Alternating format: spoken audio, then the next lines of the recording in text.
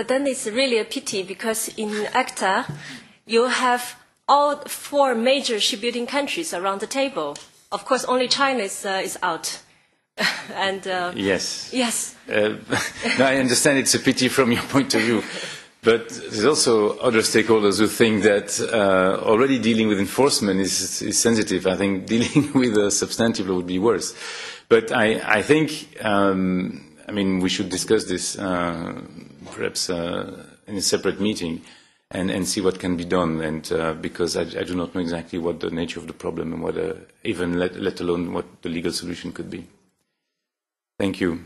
Yes, I think there was a gentleman who hasn't spoken yet in the back. Thank you. My name is Carsten Gerloff. I'm the president of the Free Software Foundation Europe. First, I would like to start with a small comment. You said that you are not aware of any international negotiations which are public, explicitly naming WIPO as an example, the World Intellectual Property Organization, that secrecy, as we see it in the ACTA process, is a normal thing. Now, the Free Software Foundation Europe has been a registered observer at the World Intellectual Property Organization since 2004, and we've successfully participated in dozens of meetings. So from personal experience, I can assure you that secrecy, as in the ACTA process, is not indeed the norm at the international level. Now, to the actual questions, can you perhaps elaborate a bit on the process by which the European Union arrives at the common position which it represents in the negotiations? Which directorates general are actively involved? How is the EU's internal negotiation process organized? What committees or working groups are there? And another question, some documents that we've seen indicate that there will be an organizational structure set up around ACTA. Now, I know that you do not comment on leaks. However, otherwise there's very little of substance to comment on. So my question is, will there be such a structure to administer support and perhaps develop the treaty further? And how will a broad range of stakeholders be represented in this organization? Will there be, for example, as in WIPO, a relatively open and participative process? Thank you very much.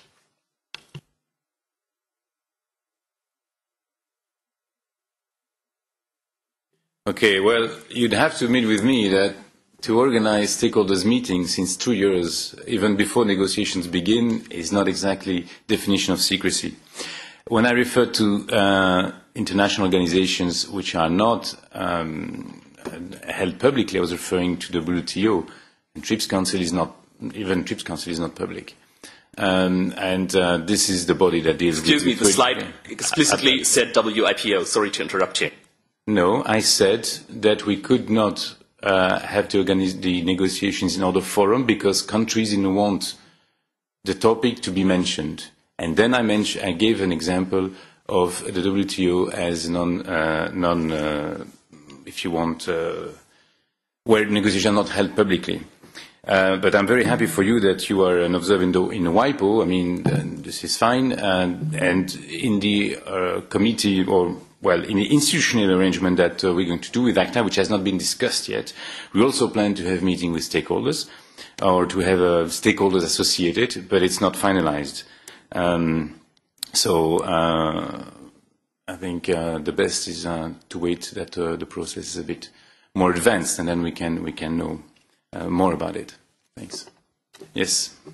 Yes, I have a very quick question. How are you going to make sure that you are not going to slice across IP rights? Because we feel that there is a real sense of unity of IP rights, especially without forgetting, for instance, the geographic indications, which may tend to be forgotten. So how are you going to make sure that there is no bad slicing of the rights? Please, thank you. Well, as you rightly say, I mean, geographic indication is very important in Europe, but also in other countries. Definitely for us, they should be covered by the scope of the agreement. There are divergences with other countries on this, so again, this will be a discussion. There will be discussions and negotiations on that. I think if you again, I'm sorry to repeat myself, but if you follow our logic, which is to defend the acquis, and you will know exactly which rights are covered by the acquis. Not all rights are covered by the acquis. For instance, there are no criminal sanctions on patents, and by definition, since we're going to respect the acquis, we're not going to use that. But our acquis covers other rights for other types of measures, border measures, civil sanctions measures, and we intend to follow this structure. So indeed, no slicing or saucissonnage, I suppose this is what you were referring to in French. Gentlemen who have not spoken yet first, if you don't mind. Thank you very much. My name is Marius Schneider. I'm the chairman of the ACTA Anti-Counterfeiting Committee. ACTA is the European Communities Trademark Association, and we are representing trademark and design owners all around Europe, as well as their representatives. I would like to tell you that ACTA has followed the negotiation process of the ACTA, and ACTA very much supports ACTA. We have always done, and we will continue to do so, because we acknowledge that creativity and innovation are key assets of the European industry. We are looking forward to strong standards for enforcement, and not only for dangerous counterfeiters that are distributed by criminal organizations, but for all counterfeits. And I would like to thank you for organizing this transparency meeting and for inviting us to this meeting. Thank you. Thank you very much. This support from ACTA to ACTA, I mean, you rehearsed that, right?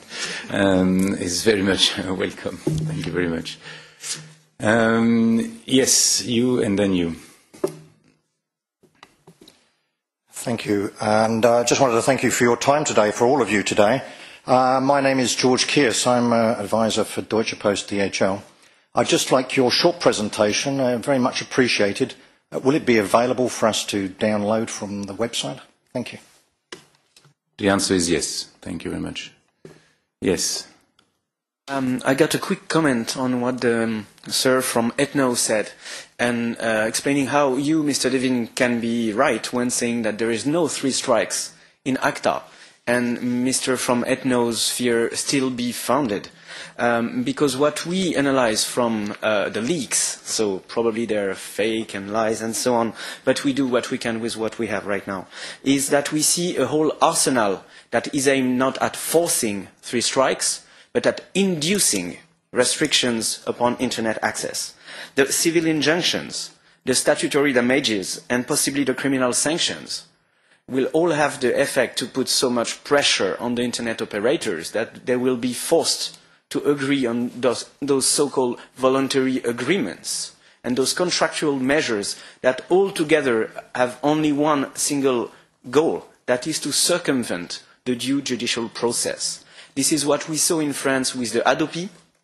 This is to get rid of the need of demonstrating the prejudice of online file sharing, and this is what ACTA could lead to, according to every analysis of the leak so far. So I'd like maybe a comment from Mr. Devigne on this induction of any restriction, not only the 3 strikes and the internet cutoff, but it could be decrease of bandwidth, it could be blocking of websites, it could be protocol blocking and so on, inducing it through contract laws. Do you think this is something we should look for, is to apply restriction through contracts instead of due judicial process?